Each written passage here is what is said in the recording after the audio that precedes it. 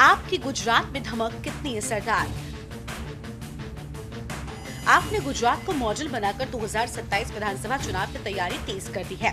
बता दें कि आपने गुजरात जोड़ो अभियान शुरू किया है। किसान, अर्बन वर्कर, युवा और महिला वर्ग के लिए बिजली, रोजगार, महिला भत्ता और पीएसए जैसी घोषणाएं की जा रही हैं।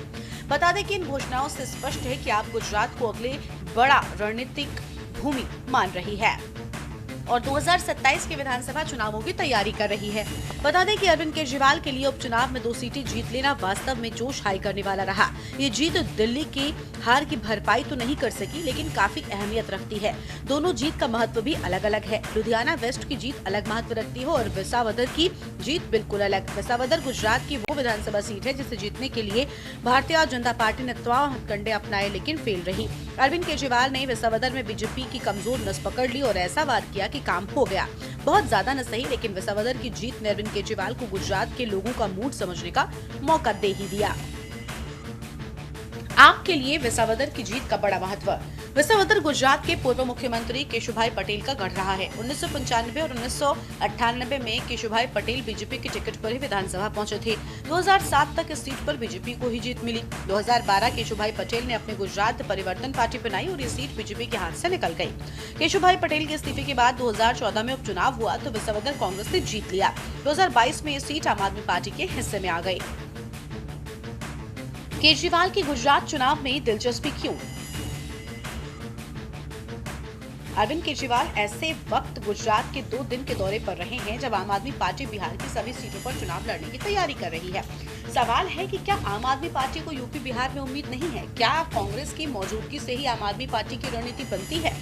चुनावी अहमियत के लिहाज से अभी तो सबसे महत्वपूर्ण बिहार है। बिहार के बाद पश्चिम बंगाल और केरल का नंबर आता है, लेकिन अरविंद केजरीवाल ने गुजरात के दौरे को प्राथमिकता दी। निश्चित तौर पर उपचुनाव में गुजरात की विसावदर सीट जीतने के बाद अरविंद केजरीवाल का कर्तव्य बनता है कि वो वहां के लोगों की समस्याओं को समझें, मुश्किल वक्त में गुजरात के लोगों के बीच मौजूद रहें। ऐसा करने से लोगों को अरविंद केजरीवाल का साथ मिलेगा, आम आदमी पार्टी को बीजेपी के खिलाफ राजनीति का मौका भी। लेकिन जहां पहले चुनाव हो रहा है उधर झांकना भी नहीं है और गुजरात के लिए 2 दिन का दौरा प्लान हो जाता है। बेशक अरविंद केजरीवाल को ये हक है कि वो कहां राजनीति करते हैं और कहां नहीं। राजनीति तो कोई वही कर पाएगा जहां उसे कुछ उम्मीद होगी और प्रभाव होगा। हालांकि अगर बिहार से अरविंद केजरीवाल को कोई उम्मीद नहीं है तो सूबे की सभी 243 सीटों पर चुनाव लड़ने की घोषणा करने का क्या मतलब है? आज साबरकांठा की भूमि न्याय मांग रही है, अपना हक मांग रही है, सम्मान मांग रही है। अभी कुछ दिन पहले साबर डेयरी में एक बहुत दर्दनाक और दुखद वारदात हुई जब पशुपालक खेडूत भाई बड़ी संख्या में अपना हक मांगने के लिए सरकार के पास प्रदर्शन करने के लिए पहुंचे तो इस भ्रष्टाचारी सरकार ने, निर्दयी सरकार ने, क्रूर सरकार ने उनके ऊपर लाठीचार्ज कर दिया। गरीब खेडूत भाइयों के ऊपर लाठीचार्ज कर दिया, आंसू गैस के गोले छोड़े, जिसमें हमारा एक गरीब पशुपालक खेडूत भाई अशोक चौधरी वो हमें छोड़ के चला गया। दोस्तों, ये इतनी गंदी सरकार है। मेरे को पता चला दिल्ली के अंदर कि एक खेडूत भाई की मौत हो गई प्रदर्शन करते हुए। मैंने भगवंत मान साहब से बात की। भगवंत मान किसान के बेटे हैं, इनकी भी खेती की जमीन है पंजाब में, आज भी इनका परिवार खेती करता है। पंजाब में हमारी सरकार खेडूत भाइयों के लिए खूब काम कर रही है। हम तुरंत टिकट कटा के आप लोगों के बीच में आज आप लोगों से मिलने के लिए आए हैं, बात करने के लिए आए हैं। पशुपालक खेडूत भाई क्यों इकट्ठे हुए? उनकी क्या मांग थी? उनकी मांग थी कि साल के अंत में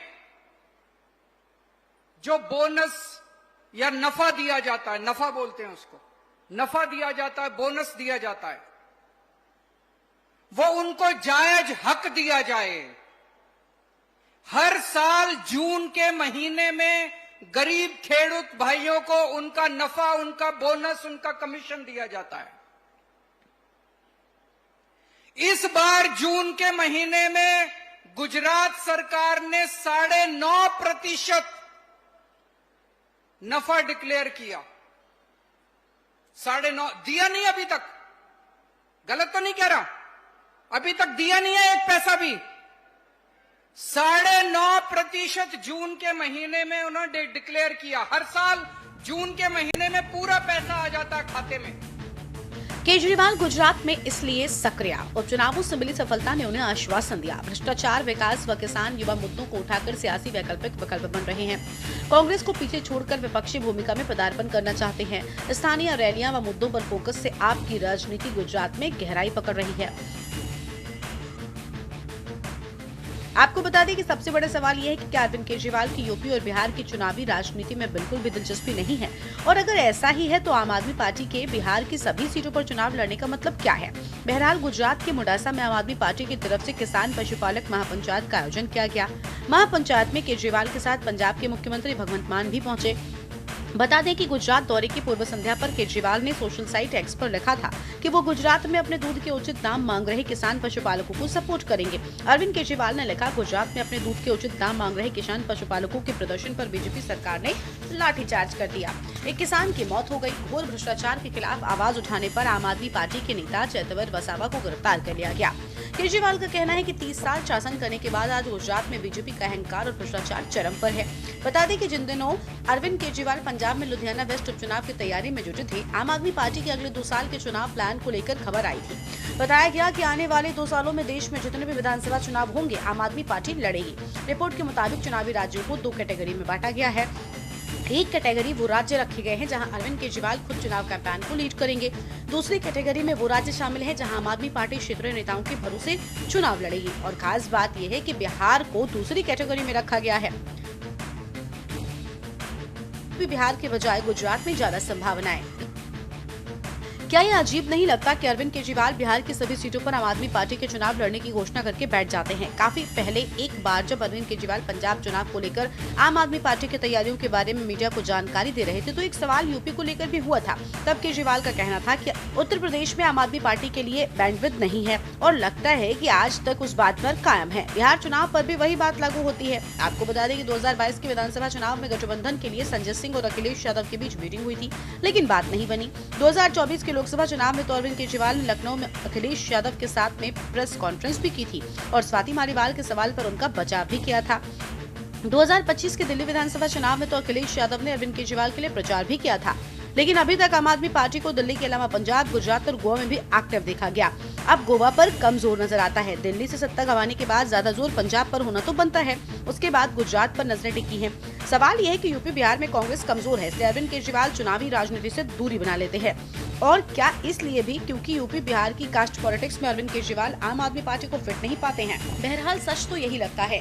अरविंद केजरीवाल कामयाब वहीं होते हैं जहां कांग्रेस प्रभावी होती है। दिल्ली से पंजाब और गुजरात तक ये देखा जा चुका है। वहीं पंजाब में पहले कांग्रेस को ही टक्कर देकर नंबर 2 पर पहुंचे और फिर सत्ता भी हासिल कर लिया। गुजरात में भी जो 5 सीटें आम आदमी पार्टी ने जीती वो कांग्रेस के हिस्से की ही थी। 2017 के चुनाव में बीजेपी को 100 सीटों से कम पर रोक देने वाले राहुल गांधी की कांग्रेस को अरविंद केजरीवाल ने 17 सीटों से आगे बढ़ने नहीं दिया। स्पेशल डेस्क के न्यूज इंडिया।